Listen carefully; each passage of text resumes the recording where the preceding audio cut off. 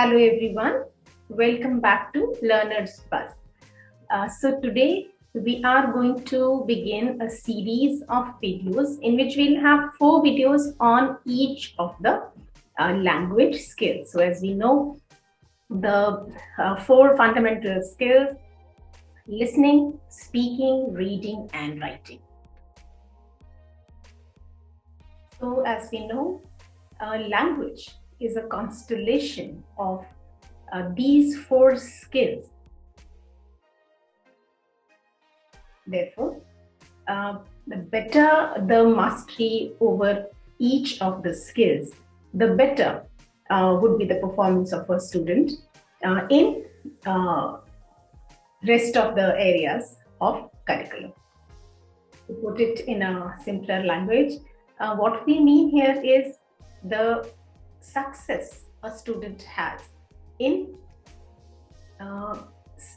each of these skills, in learning each of these skills, becomes a major factor of success of the student in each of the content subjects in the school curriculum. So since we have English as a medium of instruction in our country, largely all the content subjects are taught in the English language. So considering this background, it becomes very important that the student has got a certain level of mastery over each of the skills. At the same time, what we need to understand is these skills do not remain only the skills in language learning. So what we are trying to analyze here is this cuts across the curriculum. So it means that if the student has lack of proficiency, if the student has learning difficulties in any of the skill areas, so far as English language is concerned, obviously there will be pitfalls and limitations in the success the student may be able to have in content subjects. So many research studies in India clearly reflect that achievement in language learning is directly related to the achievement in the school in all the content areas. Therefore, keeping this premise in view, we are going to have a series of 4 videos in which we will be discussing the importance of listening, speaking, reading, and writing skills. So in today's video, let's discuss some of the important aspects related to learning and teaching of the listening skill. So let's begin with our discussion on the first language skill, that is listening.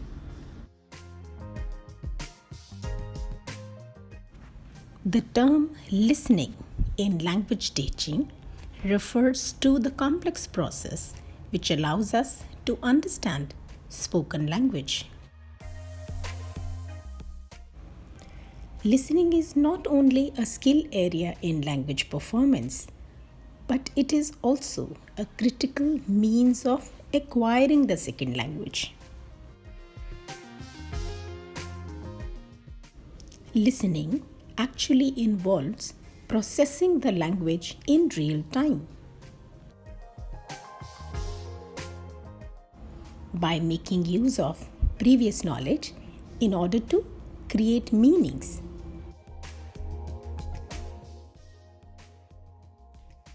In late 1960s and 70s, in the applied linguistics recognized that listening skill for any language was the fundamental skill in acquisition of a particular language, and listening was the primary channel through which the learner has access to the information and data of the second language that he or she is learning.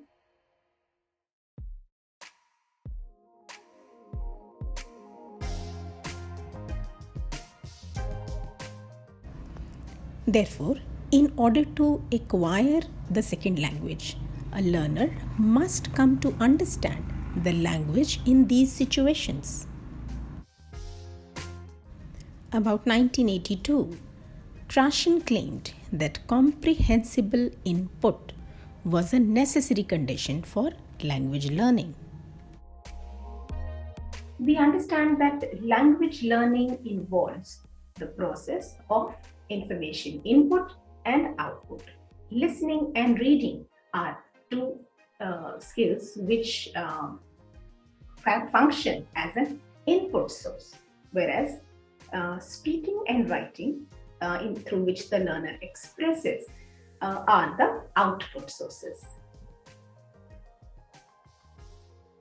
So let's look at some of the aspects of pedagogy in teaching of listening.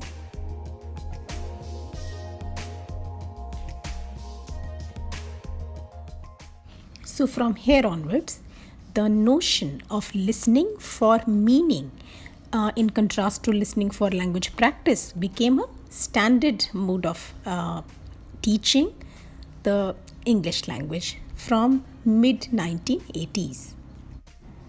So this means effective teaching of listening in a classroom should involve a careful selection of input sources. It should be authentic, interesting, there should be variety in it, and of course it should be challenging to some extent also. So in practice, the teaching of listening involves the selection of input sources, which means it can be live, it can be recorded on audio or video. And these sources, input sources, must be arranged in various chunks so that it can be presented in an activity cycle for the learners to engage in.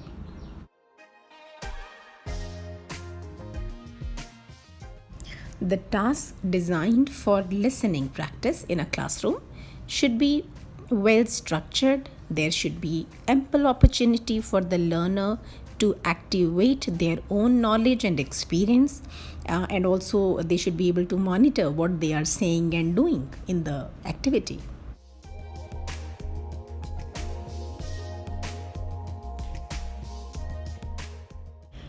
Further, necessary assistance should be provided by the teacher, instructor, to help the learner in effective listening strategy, cognitive, metacognitive, or social.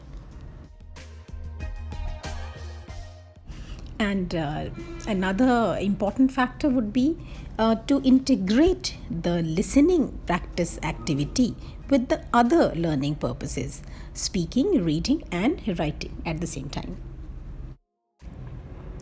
So, therefore, listening assumes a central role in language learning. The skills underlying listening have become more and more clearly defined. And we see that in most of the curriculums, listening is often considered a mysterious, area for which the best approach seems to be simply like just practice little more. Specific skill instruction as a strategy does not seem to be well formed. Therefore, teaching of listening skill needs greater attention in order to demystify the listening process. Similarly, material design lag behind the current theory, particularly in the areas in input selection and strategy development. Also, the assessment of listening especially remains far behind current views of listening. Although there have been some advances in which there is an ASL conducted perhaps by the term and examination as a formality.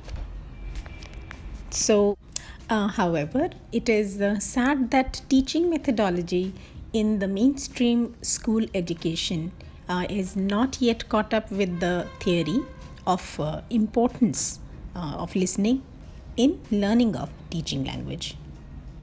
So, in that sense, a whole lot of work needs to be done to modernize the teaching of listening in our Indian classrooms.